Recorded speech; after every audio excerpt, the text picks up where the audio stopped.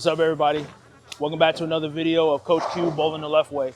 So today we're going to talk about cover stocks. There's a lot of good equipment out there, but most people don't know what their cover stocks are or what they can do for them. So we're going to look at 5 different bowling balls. We're going to talk about the urethane, the plastic. We're also going to talk about the hybrid, the pearl, and the solid cover stocks. So let's go over and look at our bowling balls.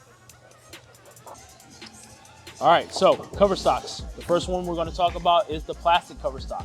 So your plastic ball is typically used for your spare shot. So picking up those pesky 7 pins or those pesky 10 pins whenever you leave them. You want to make sure you definitely have one of these in your arsenal because that's what's going to help you pick up those spares. All right, so now we're going to talk about our reactive cover stocks. So the first one we're going to talk about is the pearl. So with your pearl cover stock, that's going to be the ball that most people go down to when it comes to later games or when it comes to tournaments, because it's going to give you a different read from the hybrid and the solid. So with your pearl, you're going to have a stronger back end. And for those bowlers that have a lower rev rate or a lower ball speed, your pearl is going to react a little bit later down the lanes.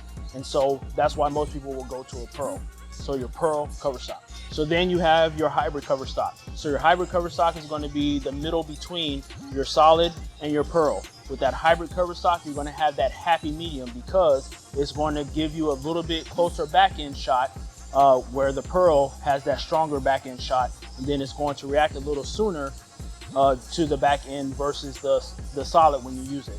So most people will use that hybrid cover stock to try to figure out how the lanes are going to react before they decide on if they want to start with a solid or if they want to start with a pearl. So you definitely want to have a hybrid cover stock inside of your arsenal. Last but not least, you have your solid. So your solid cover stock is going to be that beginning ball because the solid is going to react a little bit better when it comes to that heavy oil or that fresh oil. So most bowlers start out with a solid cover stock just to see what the lanes are going to do and going to use that in order to get that good line made down the lane before they switch to their pearl or their hybrid, depending on what they want to use. So you definitely want to have a solid in your arsenal. And like I said, start with that solid so that this way you can get that good midline and that good back end when you throw that ball. The next ball we're going to talk about is the urethane cover stock. So there's many urethane balls out there. Your urethane is going to be just your step up from your plastic. So with the urethane cover stock, this is going to react a little bit better on your lanes and is used mainly for dry lanes. Some people do use them for oily lanes, and that's really a personal preference, but the urethane cover stock is made to maneuver through the oil that's left on the lane or to go over that oil and create a pocket for you to use. So with that urethane, like I said, you're going to use that on your shorter patterns and hopefully get the reactions that you want. All right. And there you have all of your cover stocks. So from strongest to weakest, you're going to go with your solid to start off with, like we said, for that initial fresh oil. Then you're going to ball down to your hybrid to have that happy medium between a good midline and a good back end. And if your hybrid isn't working, then you go to your pearl so that it can travel down a little bit further and have that good strong back end on the end.